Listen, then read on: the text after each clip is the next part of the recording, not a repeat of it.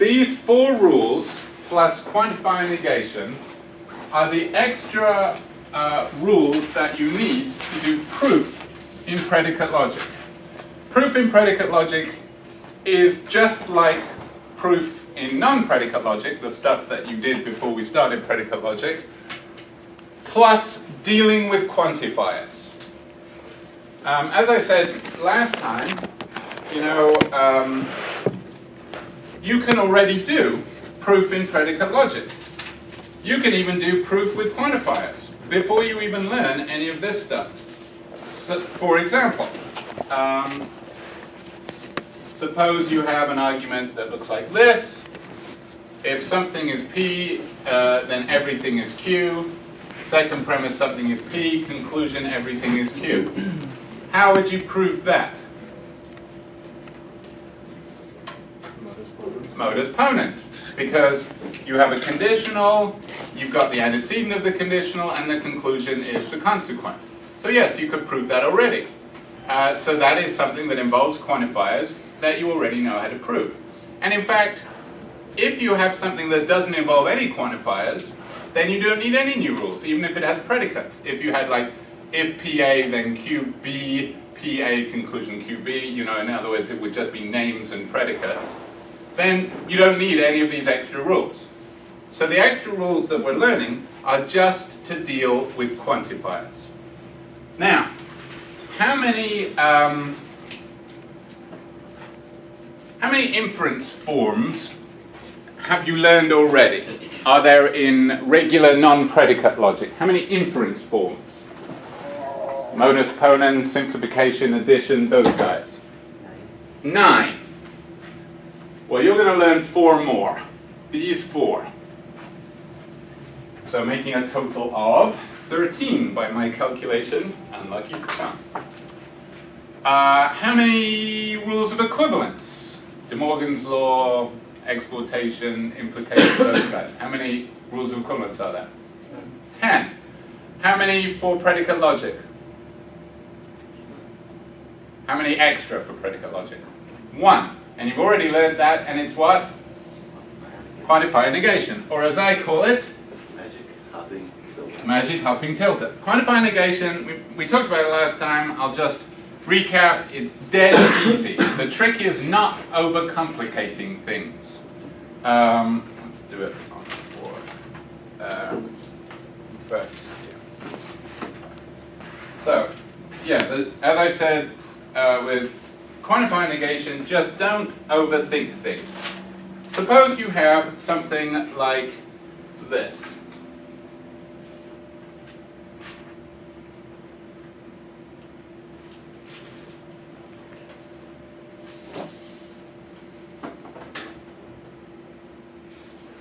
Now, quantify negation will give you, first of all, can you do quantify negation with something that looks like that? Yes, you can. Because quantify negation is a rule of equivalence. And if you remember, rules of equivalence, you can do them to just parts of lines. It doesn't matter where the relevant connective is that you're going to do the rule on. Doesn't matter if it's the main connective of the whole line or if it's just tucked away in a tiny corner of a giant line. You can do the rule of equivalence, provided you leave the rest of the line alone. That's the thing about rules of equivalence. You can do them to parts of lines. So, quantify negation, remember, it's magic hopping tilde. It's magic because, well, it's hopping because the tilde hops. The tilde is a weak tilde, though. It's like the pawn of the tilde world, in that it can only hop over one quantifier at a time. You cannot hop over more than one. If you do, you're doing it wrong. That is illegitimate. However, like pawn, no, not like pawns, it's more like a king, there you go. It can hop in either direction. So, quantify negation, if I did quantify negation of this, it could give me this.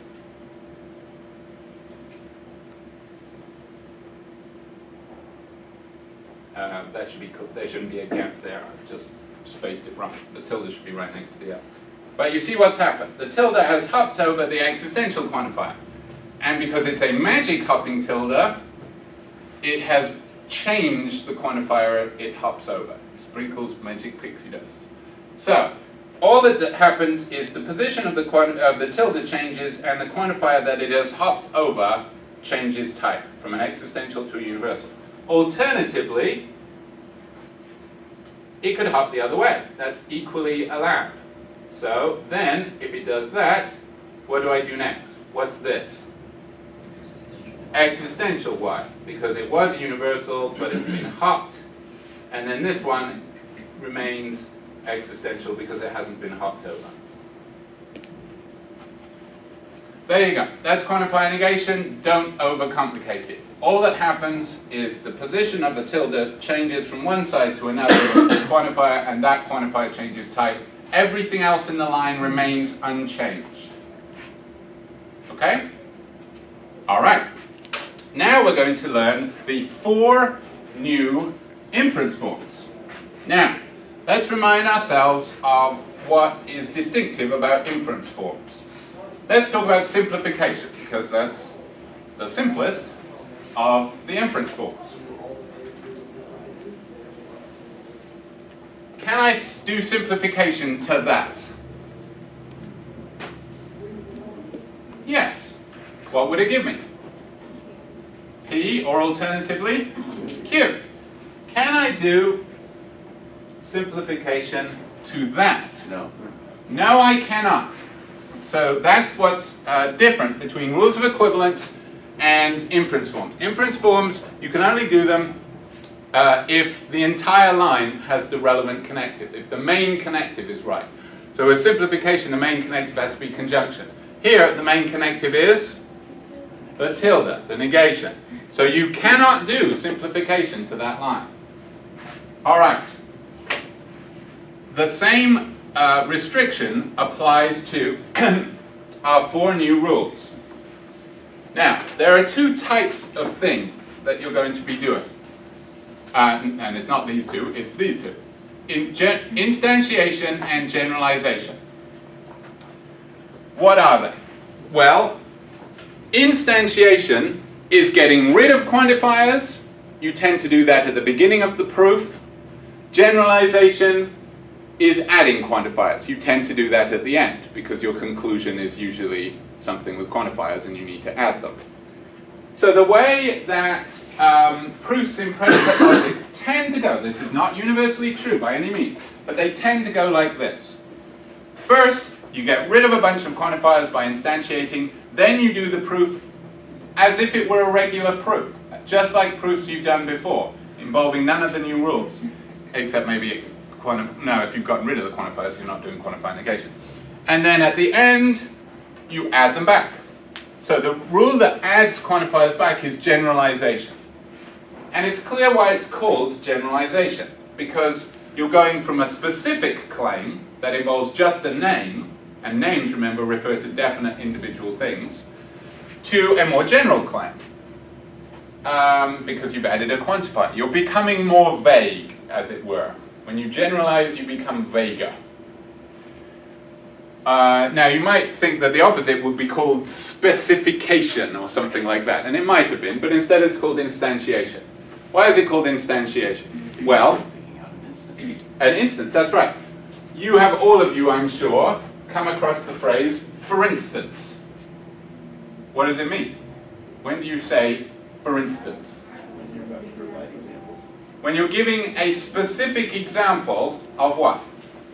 A rule. A general rule. So you're moving from the general, the rule, to the specific, a specific case. So if you said, you know, a fool and his money are soon parted, for instance, I just bought a used car, right? You would be saying, moving from the general claim that is true of a lot of things to a specific case true about one thing. So instantiation is when you're doing that. You're moving from the general, involving a quantifier, to the specific, where you've gotten rid of the quantifier, and you're talking about a name instead.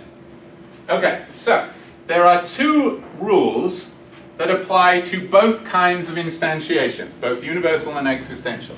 Here are the rules. First, remove the main quantifier. Now, because this is an inference form, it must be the case that the main quantifier is the main connective of the entire line. So for example, you can do instantiation to this, because what's the main connective? The universal quantifier. You can do instantiation to this. Can you do instantiation to this?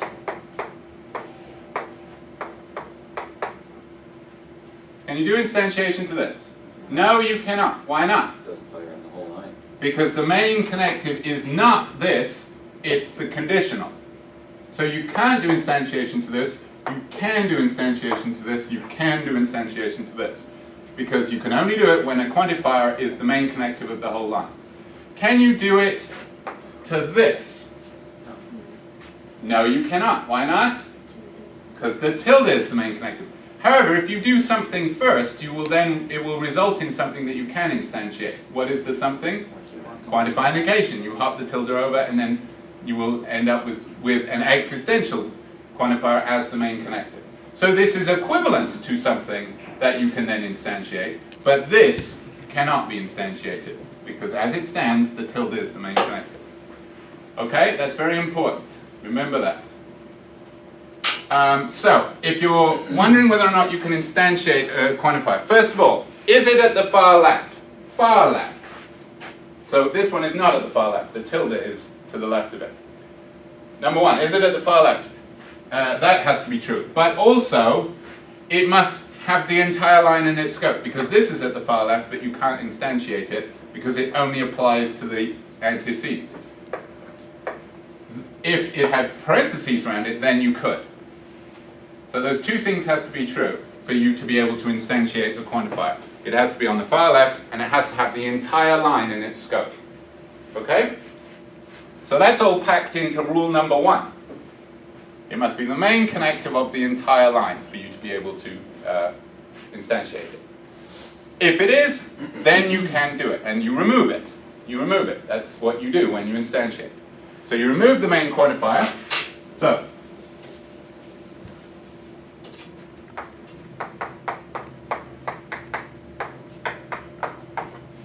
can I instantiate this quantifier? Yes, because it's on the far left and it has the entire thing in its scope. Okay, so rule 1 says I do this. Why does there have to be a rule 2? In other words, why can't I leave it like that? Because they're still variables. Because these are variables, and what's the golden rule of variables? Can't be outside the scope of the quantifier. Can't be outside of the scope of the quantifier. But we want to get rid of the quantifier. So we have to replace the variables with something that doesn't need a quantifier. What doesn't need a quantifier? A name. Which name? Well, it depends on whether or not you're doing universal instantiation or existential instantiation. We'll start with universal because universal is the easy one. Universal only has these two rules. Existential has at least one extra rule.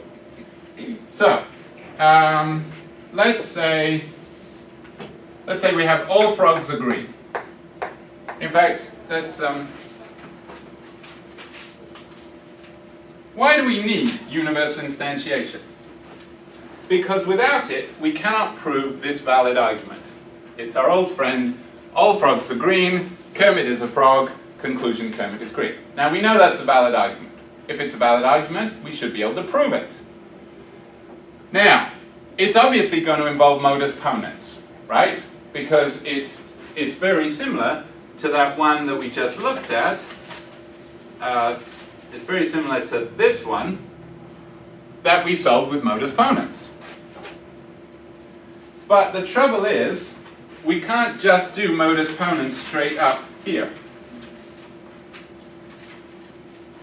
There are two reasons why we can't do modus ponens. What are the two reasons why we can't just do modus ponens and get the result? Yeah, first of all, these don't match. This is x, this is k. And they've got we've got to have the antecedent of the conditional. That's one thing. What's the other thing?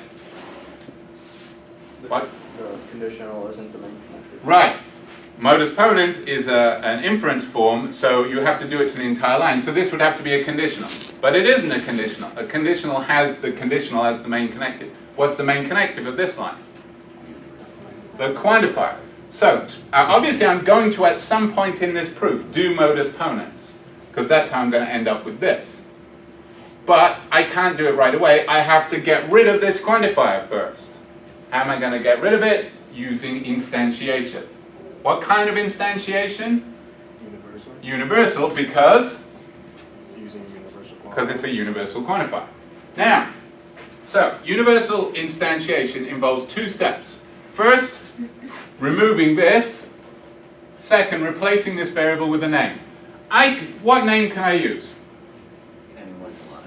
I can use any name I want. I could use A, I could use B, I could use Destiny, I could use Jake. I can use any name. Why can I use any name I want? Because it's true of everything in the universe. Because this is a universal claim. It's true of everything in the universe. If it's true of everything in the universe, it's true of Jake, it's true of Destiny, it's true of Kermit, it's true of this book.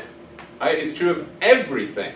So that's why universal instantiation has no restriction on what name you use. Now, what name do I want to use? Kermit. Why do I want to use Kermit? Because I want to do modus ponens, because I'm setting up modus ponens, so I want the antecedent of my conditional to match this, so that I can then do modus ponens. So I do universal instantiation, then I do my modus ponens, and I'm done. Okay? So universal instantiation, although you have to be careful, you have to remember it's an inference form, you have to remember you can only apply it to the entire line.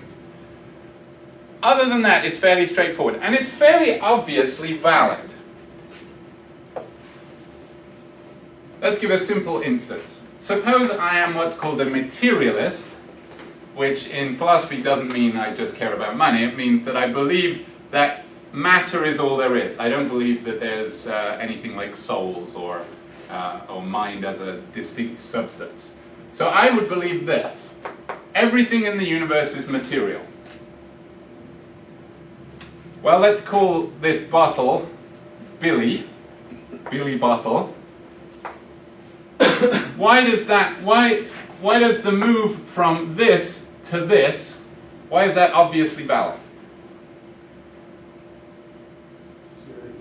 Because X is anything in the universe and B is something. Because this is something in the universe, right? This is true of everything in the universe, so if everything in the universe is material, if this is true, then this has to be true. That's the definition of validity.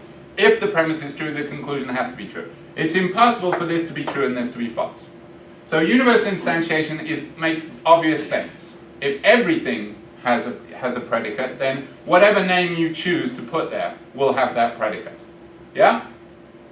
So, it makes sense as an inference form, because remember what the inference forms are, like simplification and modus ponens. They're obviously valid arguments. They're little arguments whose validity is self-evident, which is why you can use them in steps for your proof.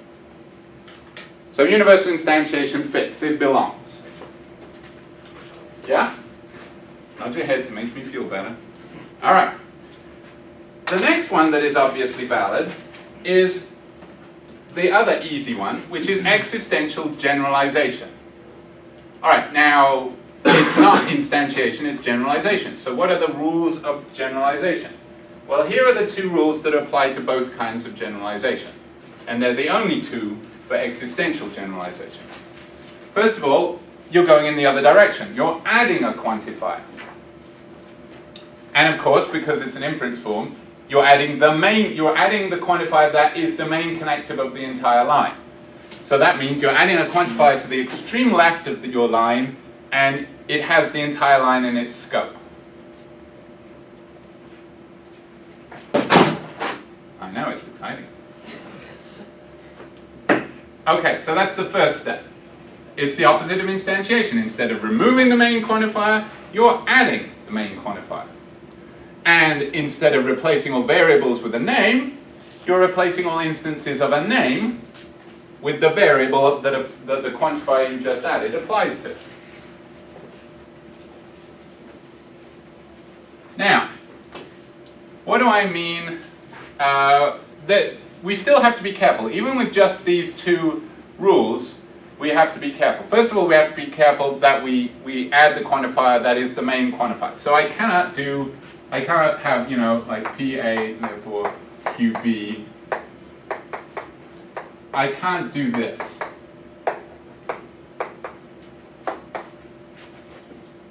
I've added a quantifier and I've replaced the name with the variable, but what have I done wrong? It's not the main connective of the entire line. This is. So you can't do that. It has to be, you have to add the quantifier to the extreme limit. All right, but what about the second rule? Well, what does this say?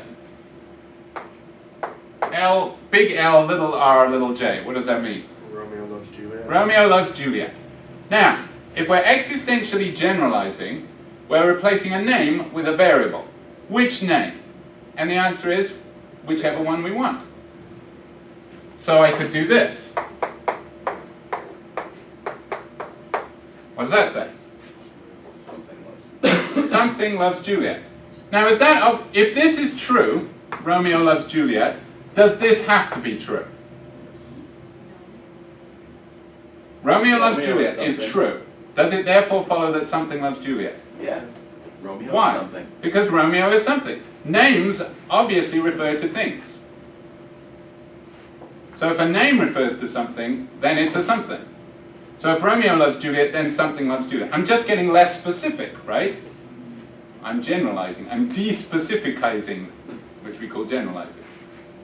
Okay? So this is obviously valid, right? So existential generalization, again, makes sense as an inference form. It's an obviously valid move. Alternatively, what could I say? Romeo loves something. That's right. That's also, I could do either of those. What I cannot do is this.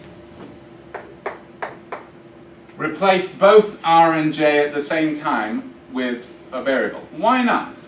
That spits out something loves itself, I suppose. Yes, this says something loves itself, which does not validly, I mean, if this can be true without it being the case that something loves itself. Because this just says Romeo loves Juliet. Doesn't say that anything loves itself. So you cannot replace two different names with the same variable. You just got to replace all instances of one name with the same variable. But equally, let's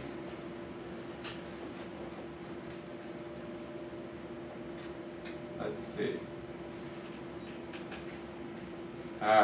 No, I'm not going to go into that. That's good enough. All right, so that's existential generalization. Let's see it in action. When might we need existential generalization in an argument? Let's see. Well, this is an adaptation of the frogs and greens business. Well, only I've kept the premises the same, but the conclusion is different. Instead of saying Kermit is green, what does it say? Something's green. Something is green. Now, do you think that's a valid argument? This says all frogs are green and Kermit is a frog. If those two things are true, does it have to be true that something is green? Yes, so that's going to be a valid argument. But now, of course, bless you, we're obviously going to have to do generalization. Why are we obviously going to have to do generalization? Yes, because the conclusion contains a quantifier. So we're going to have to add that quantifier. So, again, the usual way that proofs in predicate logic go is you start by instantiating. What am I going to instantiate? There's only one thing I can instantiate. The first line. Now, what name am I going to use? Kermit again. So universe instantiation. Then what do I do next? Modus ponens again. And then what's my last line? Existential generalization. I go from the fact that Kermit is green to something is green. If it's true that Kermit is green, it has to be true that something is green.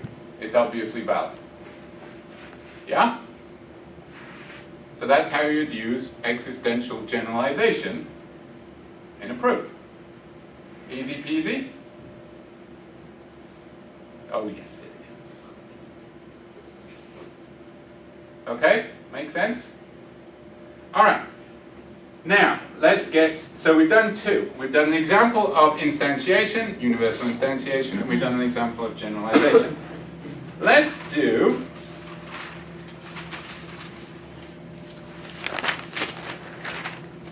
existential instantiation next.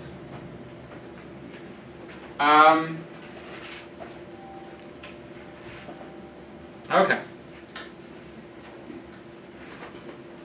Now, I didn't include this little story in the online video because I don't want it getting out, okay? Actually, unbeknownst to the university, I have a second job. Not only do I work as a professor at the University of Michigan, I'm a consulting detective to the Flint police. It's true. They only call me in for the really tough crimes because I use logic. I use logic to solve them. And it turns out, like a couple of weeks ago, there was a particularly nasty murder. A guy called Joe was brutally killed in his apartment, stabbed 300 times.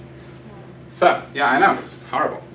So, they called me in, like they do for the really tough crimes, and, you know, I come in and I see Joe lying in a pool of blood on the floor, stabbed 300 times, and I say, whew, wait a minute. I pull out my portable chalkboard, which I take everywhere. That's one of my things, you know. I don't have a deer stalker, I have a portable chalkboard. So, and I wrote on it this.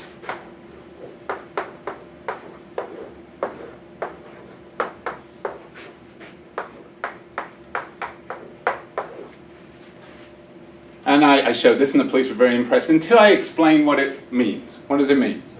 Someone killed Joe. Someone killed Joe. They weren't so impressed when they found out that that's what it meant. In fact, I believe someone said, no shit, Sherlock.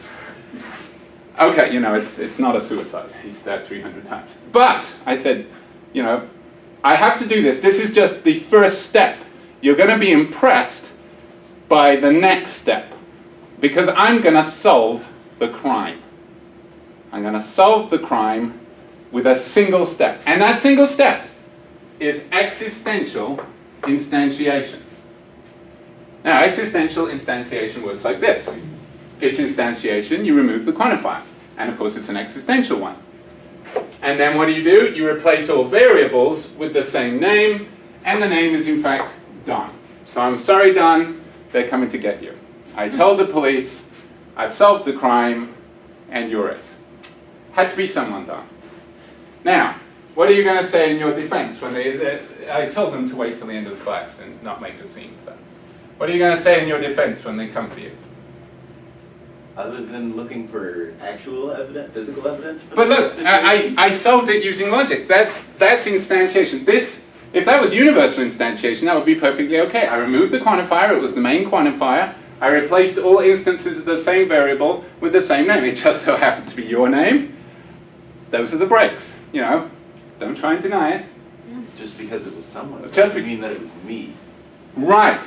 This is the difference between existential and universal instantiation. If it's universal, that would have been okay. If it's true of everything of the universe, you know, obviously Joe was a very hated person. There's actually an Agatha Christie story called Murder on the Orient Express. It turns out that a person is found stabbed 12 times. And it turns out it's all 12 passengers, because everybody hated this guy. Sorry if that's a spoiler alert for you, but yeah, you know, if it was true that everyone in the universe killed Joe, then obviously it would be true to say that you killed Joe, because everybody did. But the difference is if you say someone killed, or something killed Joe, I can't just pick who I want. Why not? Not that I want to say Because this. it might not be true of them. There's no way. Right, because just because it's true of something doesn't mean that it's true of everything. Doesn't mean that it's true of the particular name you want. But we have to be able to use existential instantiation. So there must be, we must be able to do it. It's just, it must have more restrictions than just these two. If I just follow these two rules, then I've solved the crime by picking any name I want. But I can't do that. So there has to be another restriction. And the other restriction on existential instantiation is rule 3. I must introduce a new name. A name that hasn't occurred. Now, it turns out, you know, in this case, the name done hasn't occurred previously. But to give an analogy in everyday life, here's what I would have to do.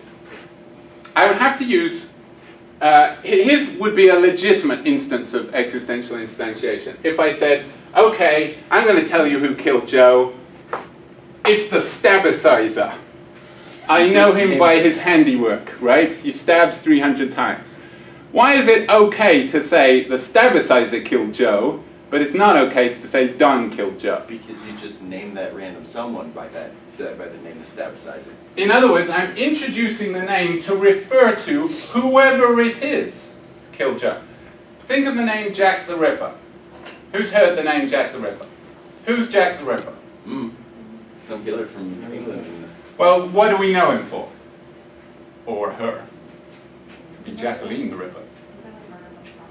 Yes, it's a famous serial killer from Victorian England. Killed, I think the victims were all prostitutes in London, and in particularly grisly ways. He cut out organs and claimed to have eaten them long before Hannibal Lecter. Didn't mention fava beans or Chiantis. But he sent letters to the police, and he signed them "From Hell," which is why there's a movie called, and a graphic novel called "From Hell" that is about Jack the Ripper. And lots of people have theories about who he is. There's a bunch of people who've claimed, I know who it is, I proved it with DNA and blah, blah, blah.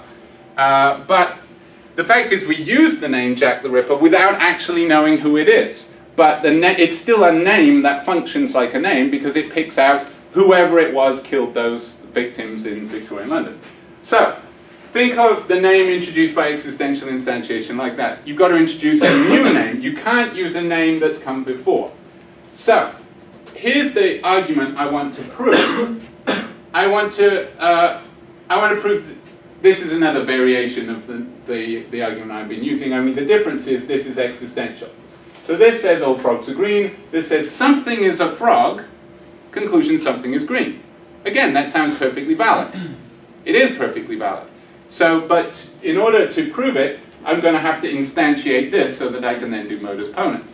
The trouble is, I instantiate this and I just pick some name. I don't have to use Kermit anymore. So I'll just pick any name, let's say A.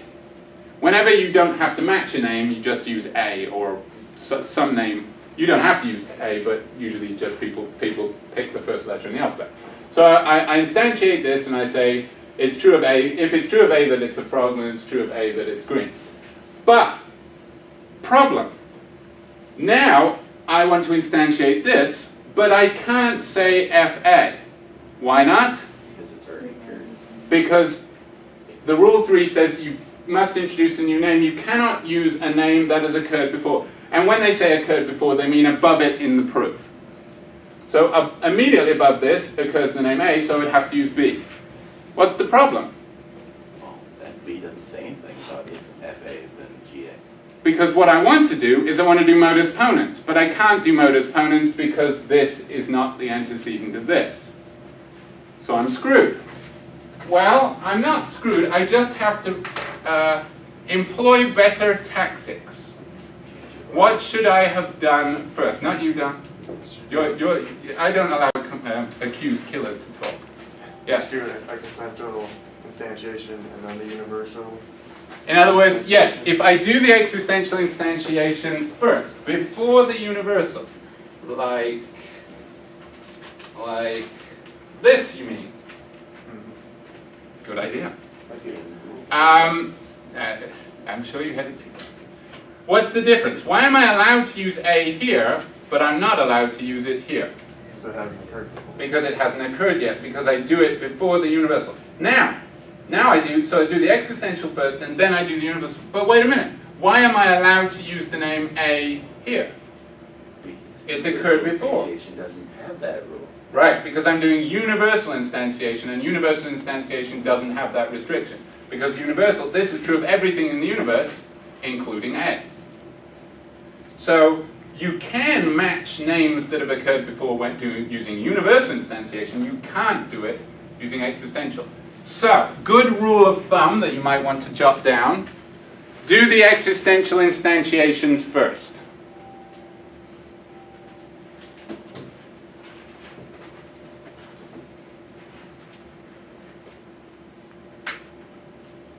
And then the rest of the proof goes like that. You end up by existential generalizing. All right? So we do one first. What's that? What do we do first? Extension? You do existential, if you have a mixture of quantifiers that you're going to instantiate, both universal and existential, do the existential instantiation first. So that then you can match the name using the universal. If you do the universal first, you can't match the name because of the extra restriction on existential instantiation. There's also one more rule that won't make sense yet, but will shortly. Rule 4. Again, this just applies to existential instantiation. Universal instantiation just has the 2 rules. Existential instantiation has the 2 rules of instantiation plus this rule 3 and rule 4. Rule 4 is you can't introduce one particular name, the name U, by existential instantiation. You won't find this in the book. This is my own innovation. You can't introduce, you're not allowed to introduce the name U by existential instantiation. I will explain that restriction in a little bit. Okay? All right. What's left? Universal generalization. Universal generalization. We've done existential generalization and instantiation. We've done universal instantiation. We're left with universal generalization. Universal generalization. We need to do universal generalization. We need to do universal generalization because of arguments like this. This is Chihuahua. This is dog. What does this say? It's an old friend of ours. You're a chihuahua and you're a dog. Or For anything. all Chihuahuas are dogs. all Chihuahuas are dogs. Guess what this means? All dogs. Mammals. And so this says all dogs are mammals, all Chihuahuas are dogs, all dogs are mammals. Conclusion, all Chihuahuas are mammals. Remember that? That's AAA1. Remember that? And it's obviously valid. We know AAA1 is valid. It's the most self-evidently valid of the categorical syllogisms. What's the problem? Well, the problem is this. Now, guess how we're going to do this, proof?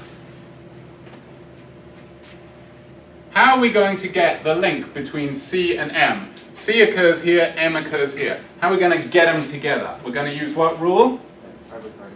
Hypothetical syllogism. Can we just do it straight away? Can we just do hypothetical syllogism here? No, No, those are not conditionals. because those are not conditionals. We have to get rid of the quantifier before we can do hypothetical syllogism. What are we going to use to get rid of the quantifiers? UI. I'm going to have to keep this row quiet because I need to know that you other people know this stuff. What am I going to do to get rid of these quantifiers? Universal instantiation. 5 syllables. Instantiation. Yes, I'm going to do universal instantiation, and then that's going to set up. What's that going to set up? Hypothetical syllogism. That's going to link these two. And then I'm going to have a conditional, but it's not going to have any quantifiers because I got rid of the quantifiers. So to get this conclusion, I'm going to need what rule? Universal generalization. So obviously universal generalization must be possible because I need it to finish this proof. But here's what's weird about universal generalization. Imagine this is my folder.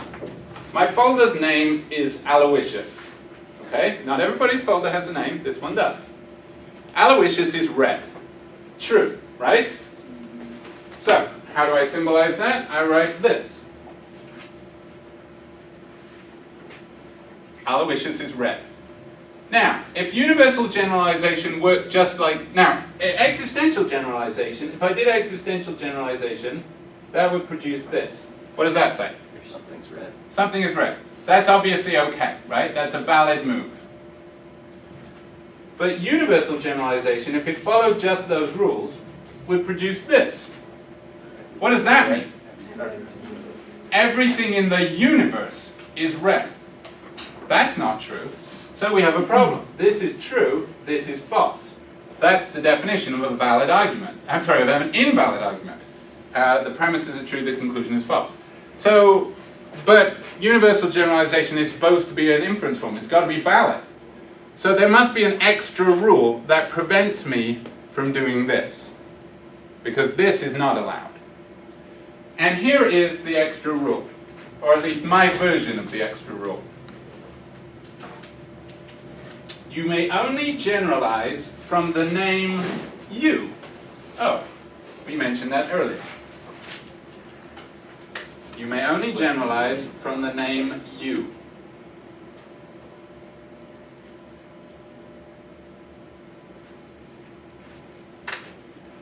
And that, of course, would rule out this, because this is not the name you. It's the name Aloysius.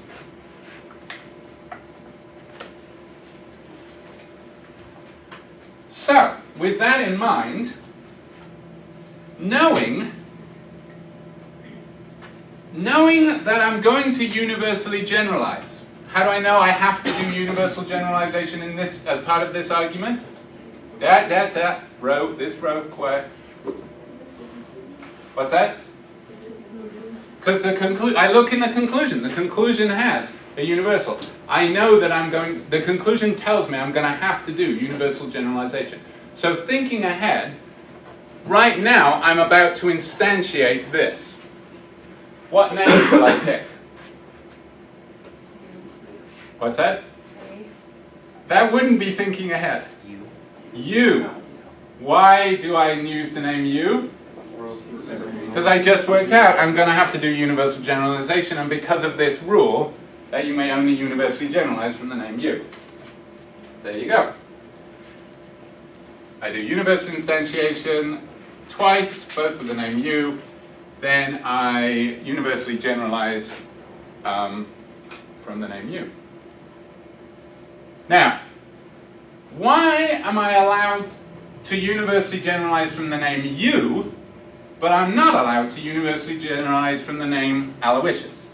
The answer is that you is a very special kind of name. It is totally generic.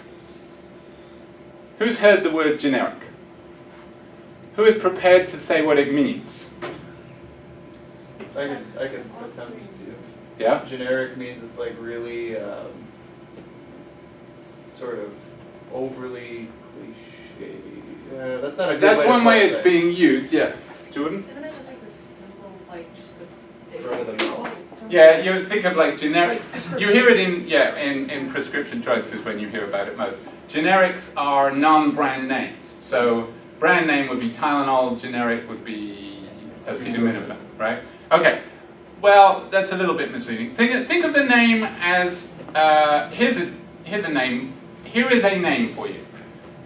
Joe Schmo or John Doe. What is true of those names? No? Quiet. just be anything. They could be anybody. Exactly right. You is like that. Only it's even more generic than that, because Joe Schmo can just be anybody. This can be anything in the entire universe. So whatever is true of you could be true of everything in the universe. Well, how do we know that? How do we know that whatever is true of you could be true of everything in the universe? It wasn't true of Aloysius, because Aloysius is red, but it's not true of everything in the universe that it's red. So why does that apply to you in this case? Well, where does you come from in this argument? How is U introduced? By universal instantiation. So,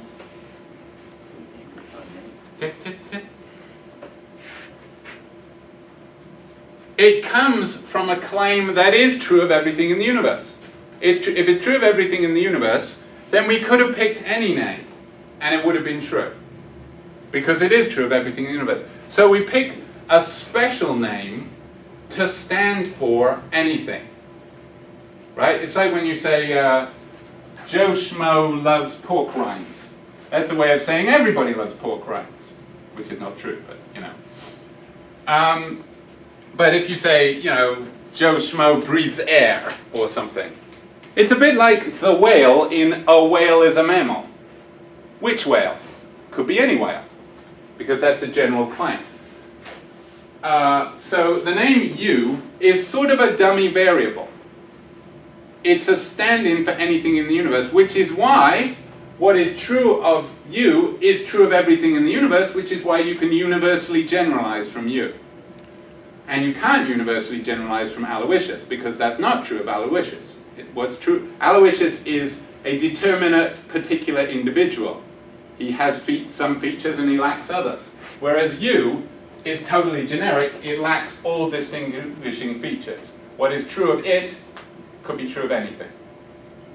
Okay? So it's a very special kind of name. Where does it come from? You can only introduce the name U by either universal instantiation, not existential. Yes, that's right. I'll pretend that wasn't you. You can't introduce it by existential because I just told you couldn't. That was rule 4 for existential instantiation. Why not? Why can't you introduce U by existential instantiation? Because you're going from something that's talking about specific things in the universe instead of something that's talking about all things. Yes, because when it's existential, you're going from an existential claim, like something is green. That's only true of maybe one thing. So you can't then generalize from it. Because you can't, if you could introduce U by existential instantiation, here's what you could do. You could start with this. Something is red. You could introduce U by existential instantiation, and then you could do universal generalization, and you could say this.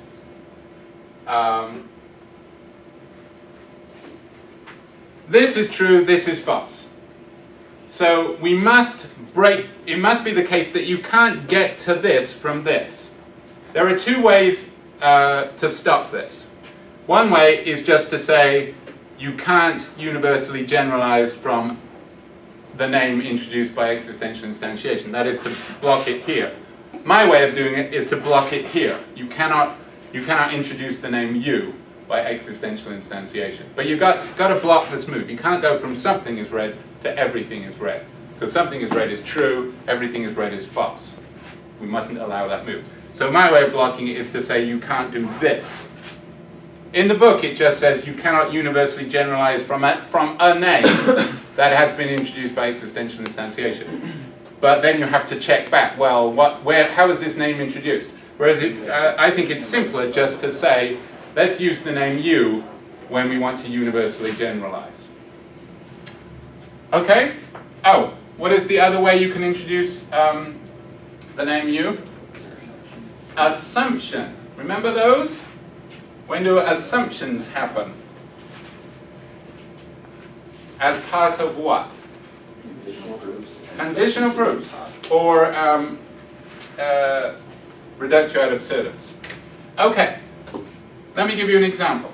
Suppose I want to prove this. All frogs are green. I'm always wanting to prove that. Suppose I wanted to prove that. And I said, well, I'm going to use a conditional proof to prove that. Why wouldn't I assume this? Well, wait a minute. What do you assume when you're doing conditional proof? You assume the antecedent of whatever it is you want to prove, right? And then you try and get what? The consequent. Well, let's say we assume this, and then we get this. And then we go back to say this is line 5, this is line 15, What would we write on line 16 if this is conditional proof 5 through 15? If everything is a fraud, then everything is green.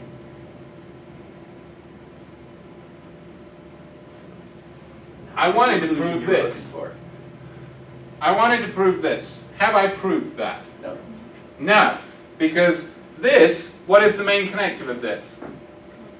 The quantifier. What is the main connective of this? The conditional, of course, because that's what happens in conditional proof. So if I want to prove this using conditional proof, what do I assume? You can kind of work it out from what we were just talking about. FU, that's right. Not something you're usually allowed to say, but I will permit it. Yes, you assume FU, and then you try and get what? GU. Because then, let's say, go to line 16, you proved if FU, then GU, which is not the conclusion, but, by conditional proof 5 through 15, but what? You can do universal generalization, and you've got it. So, this was an instance where you introduced U not by universal instantiation, but by assumption. Why are you allowed to do that? Because you can assume whatever you like. There's no restrictions on assumptions, because you're making stuff up. So you can say, I'm going to assume that it's true of U that it is F. Do what you want. You can assume anything.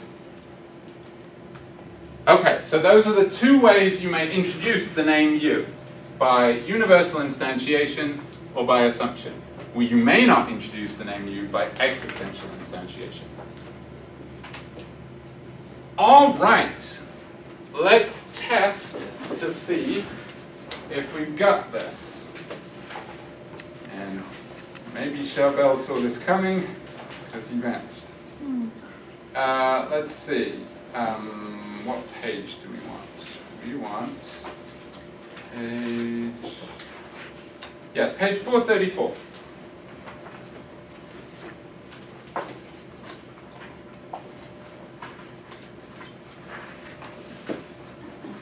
Okay, Nick. What you have to do two things. First, you have to, and you're talking about this one, number one. Yes. You have to say what this looks like. It could be this is done before universal generalization. So it could be existential instantiation, existential generalization, or universal instantiation.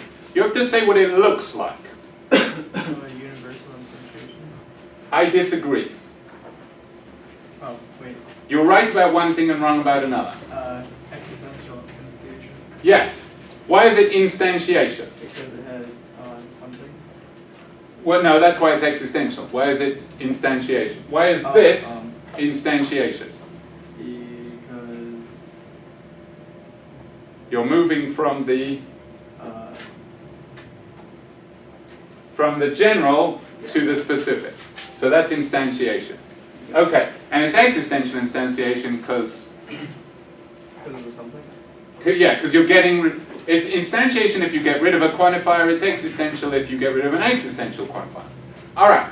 Now, how many rules are there for existential instantiation? 4, including the one about U. All right. Well, we can get rid of rules 3 and 4 right away because there are no names here already. So you're not going to be introducing a name that's already there, and you haven't introduced the name U. So it's basically the two rules that apply to both kinds of instantiation. What's rule number 1?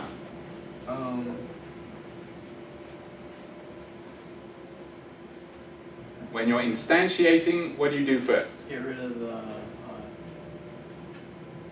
EX. Get rid of the quantifier. The existential quantifier, that's what you meant. Yep. Now, what has to be true of that quantifier? That it's something. Well, yes, but what else about its position? It's got to be about the whole thing. Yeah, it's got to be the main connector of the entire line. Is it? Yes. Yes. So rule 1 is okay. What does rule 2 say? It's X. You can turn X into a letter. It already is a letter. What do you mean? It's got to be like a name. Yes. So X is a, Yeah. begins with V, Variable. variable, and A is a Name. name. Does it replace all instances of the same variable with the same name? Yes, so this is legitimate existential instantiation. All right, number 2. Zach. Existential generalization. Existential generalization. You've added a quantifier, and it's an existential one. Now, that's what it looks like. We're going to work out whether it's legitimate. Rule number 1 says the one that you end up with has to be the main connector of the entire line. Is it? Yes. So it passes rule number 1. Rule number 2 says all instances of the same name have to be replaced with the variable. So, what do you think? Legitimate or not? Yes, it's legitimate existential generalization. So, legitimate existential instantiation, legitimate existential generalization. Brian, number 3, what does it look like? It looks like universal instantiation. Yes, because you've gotten rid of this universal quantifier and replaced the variables with names. Okay, well, hold on. Now, you're going to say that it's not legitimate, right? Yeah. Why not? What rule does it break? It's not removing the main connective. Yeah, well, this is the one on the far left, so why isn't it the main connector? It's not applying to the entire line. Exactly. The scope is only this. What is the main connective of the entire line? The conditional. The conditional. So, not only can you obviously can't instantiate this one because it's not on the far left, but you can't even instantiate this one. You can't instantiate at all here because this is the main connector. That will happen on your homework, by the way, I think, if I remember right. There will be lines that you cannot instantiate even though there's one on the far left. So you have to deal with that some other way. So that looked like universal instantiation, but in fact it's illegitimate. Looked like universal because you got rid of a universal, and it looks like instantiation because you got rid of it. Destiny, number 4. Existential generalization, because you've added a quantifier and it's existential. Does it, now rule number 1 says it's got to be the main connective when you're done. Is it? Yes, because the scope, because of these square brackets, that means that the scope of the quantifier is the entire line. So it passes rule number 1. Rule number 2 says all instances of the same name must be replaced with the same variable. Has that happened? And so all of the A's and none of the B's. Now you could have replaced the B's and none of the A's. That's okay. But whatever name you pick, you must replace just that name and all of that name. So they picked A and they replaced the A's. So, legitimate? Yes. Legitimate existential generalization.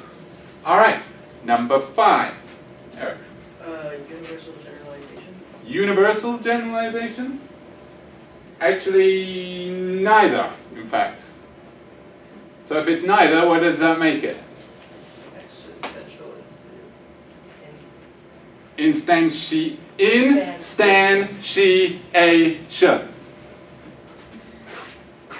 Let's see. Instantiation.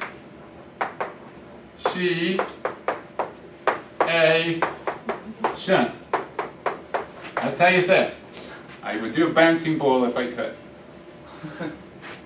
So, existential instantiation.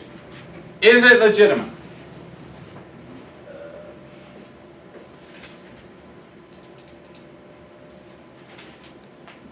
No, Why not?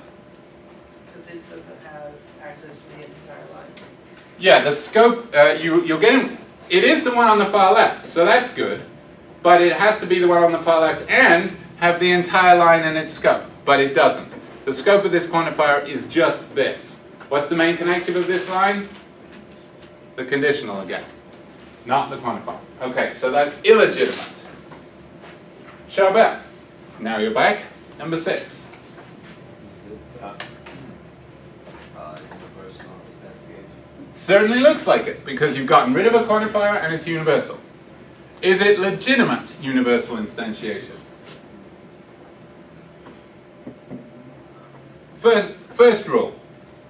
did you get rid of, was the quantifier the main connective? Which? Is it the main connective here? Yes, because of these square brackets. It has the whole thing in its scope. So it was the main connective. Good. Rule 2. You have to replace all the x's with the same name. Does it? Yeah. So, are there any more rules for universal instantiation? No? So this is legitimate. Thumbs up. Jordan, number 7.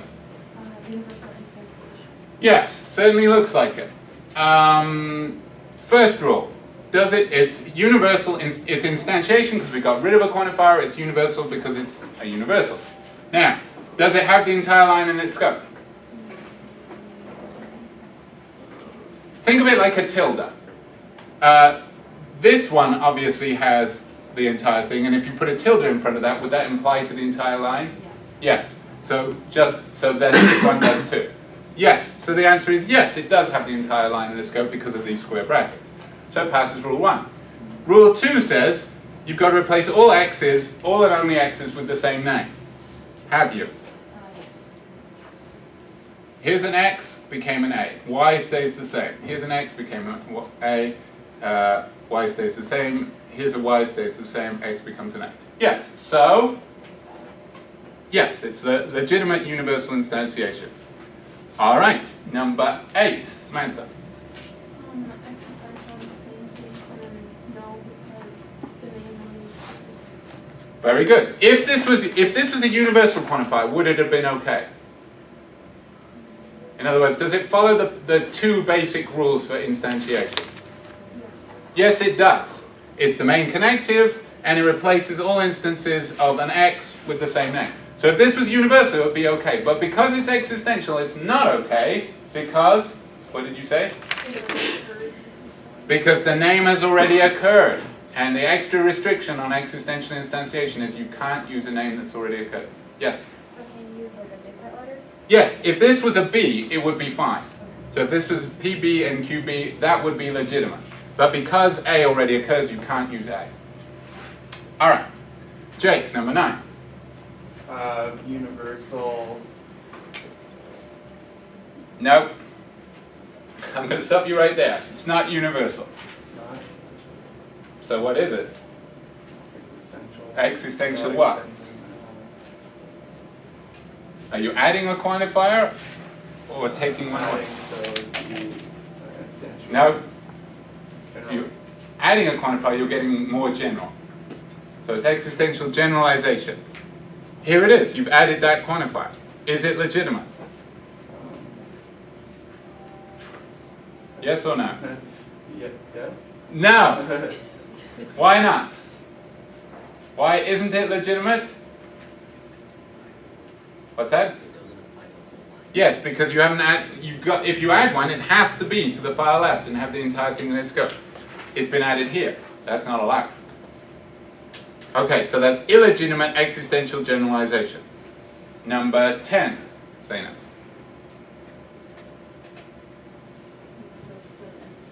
Universal? If you say so. It's instantiation, what kind? Existential, yes. Because you've gotten rid of this, you've gotten rid of a quantifier, so it's instantiation, and the quantifier is existential. All right. Was that quantifier the main connective of the entire line? Yes. It's on the far left, and this has everything in its scope, and this has that in its scope, so yes, it is the main connective. So passes rule number 1. Rule number 2 is you have to replace all instances of the variable bound by this quantifier with the same name. Has that rule been followed? No. Yeah, this shouldn't still be here. This breaks the golden rule of variables. It's a variable without a quantifier now. So somebody screwed up. It is, and the y, which shouldn't have been replaced by a name, because it's not bound by this quantifier, has been replaced by a name. Now, if you flip them around so that said PA and QY, then this is okay, and it would be all right. But because this is reversed, mistake. illegitimate. All right? Everyone got it? That's going to be your part of your homework. Let's now turn to proofs. This is the last thing, which is a good thing because it's the second from last class. Really? What? Is it really? Yes, it really is. Proofs in predicate logic. This is page 441. Here's a fun exercise that I think is fun and probably no one else will. What type, these three are all categorical syllogisms. Categorical syllogisms have mood and figure. Now I will tell you right, first of all, before you work out the mood and figure of a categorical syllogism, you have to make sure that the premises are in the right order. It has to be major premise, then minor premise. Is this the major premise?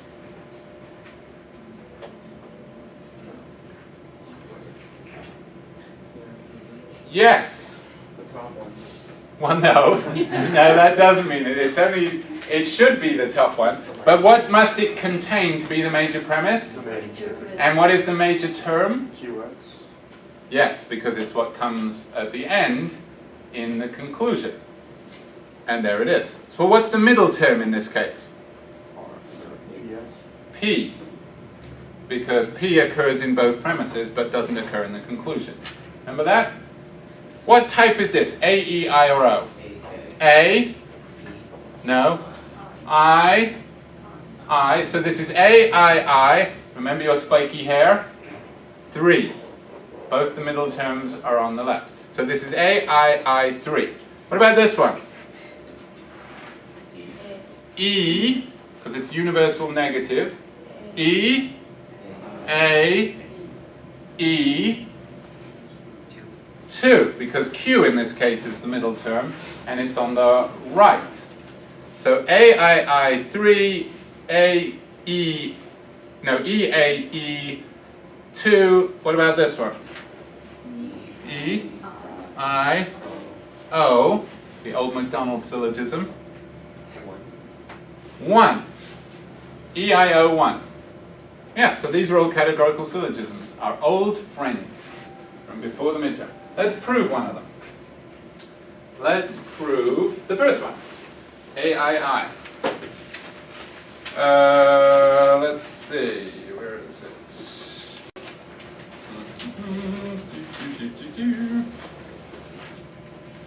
Okay, it looks like this.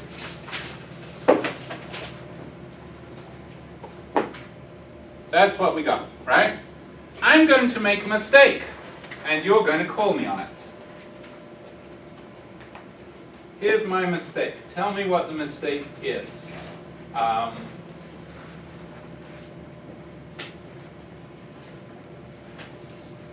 First of all, have I done universal instantiation wrong? Have I broken any of the rules of universal instantiation? No. Because can I do universal instantiation to this? Yes, because the main connected is a universal quantifier. So I can do universal instantiation. Can I use the name A? Yeah, sure. Universal, I can use whatever name I damn well please. And have I used the same name? Yes, I have. So I haven't done it wrong. Well, another mistake I could have made is that I could have not used you when I need to use you. Do I need to use you for this? No. When do you need to use the name you? When I have to do universal generalization, which will usually happen when the conclusion is a universal. But the conclusion is an existential. So I'm going to use existential generalization, and you can do that to any name. You don't have to use the name you. So I've done it. I haven't broken any rules, and I didn't have to use you. So what's my mistake? You should have done the existential instantiation first. Exactly. Remember, when you have a mixture of universal and existential, you do the existential first. All right. So I'll do that in a second. But before I get to that, remember what I told you. Most proofs in predicate logic go this way. You do instantiation to get rid of the quantifiers, then you do a proof as if there weren't any quantifiers at all, regular old proof, and then you generalize to get the quantifier back in the conclusion, if there is one. Well, let's do the middle part. Let's work out what the middle part is. And you can work out what the middle part is by basically treating it like like our old kind of proof. Like it was a good old-fashioned proof before we had to do predicates. Imagine this is our argument. Prove it. What should I do first? Simplification. What line, everybody? And what do I get? P. I could get R, but I want P. Why do I want P? Because of what I'm about to do, which is modus ponens. What two lines? 1 and 3. What's that going to give me, everybody? Q. All right. Oh, look, I've got Q. Now I need R. How am I going to get R? Simplification of line 2. And then what's my final move? Not addition, conjunction. That's right. R and Q, which is conjunction 5, 4. So that's the proof. I'm going to be doing that in the middle once I've gotten rid of the quantifiers, and then at the end I'm going to add the quantifiers back. So here's how it's going to go. See how fast I wrote that? That was good, wasn't it? So I have to do the existential instantiation first. This was the mistake, doing universal first, because then I couldn't match the name. So I do existential instantiation, then I do universal instantiation, I can use the same name. Then I do basically what we just did. Simplify P, do modus ponens, simplify R, do conjunction, finish it off with existential generalization. It's actually a pretty straightforward proof. It looks more complicated because of the messy business of getting rid of and adding back the quantifiers. But at its heart, it's a pretty simple argument.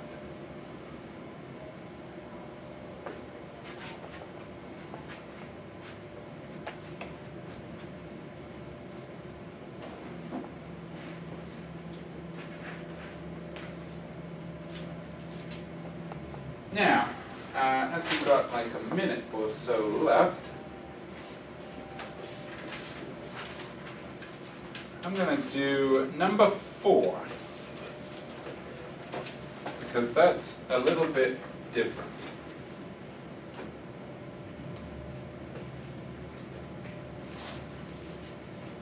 Because we've got more than one quantifier, and we've got relations, that is, overlapping quantifiers. And it's a one-premise argument.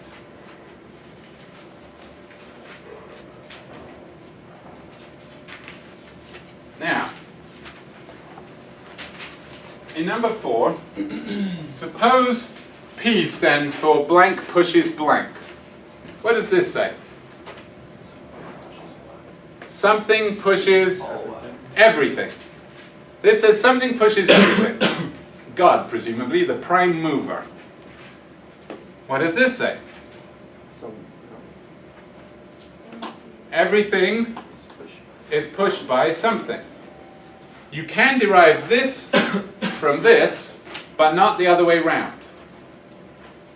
Because this has only one person, one thing pushing everything. This just says there is something that pushes everything. Could be different things.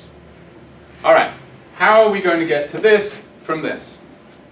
In fact, actually, this one should be fairly straightforward because there's only ever one thing you can do at each moment. You just have to make sure it's the right thing that you do.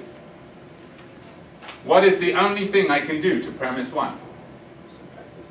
Existential instantiation, which involves getting rid of this, which would leave everything the same, except I replace the x with a name.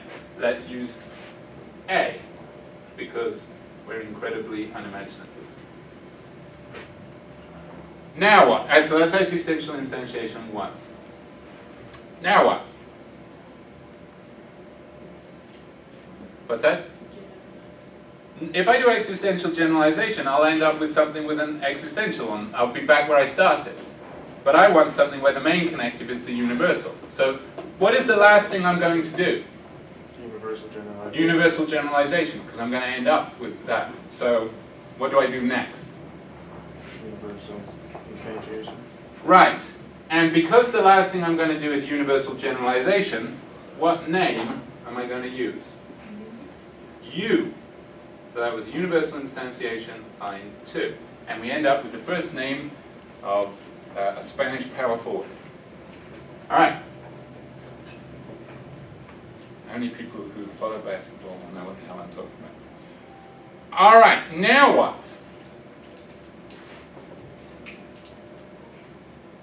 Existential generalization. Existential generalization.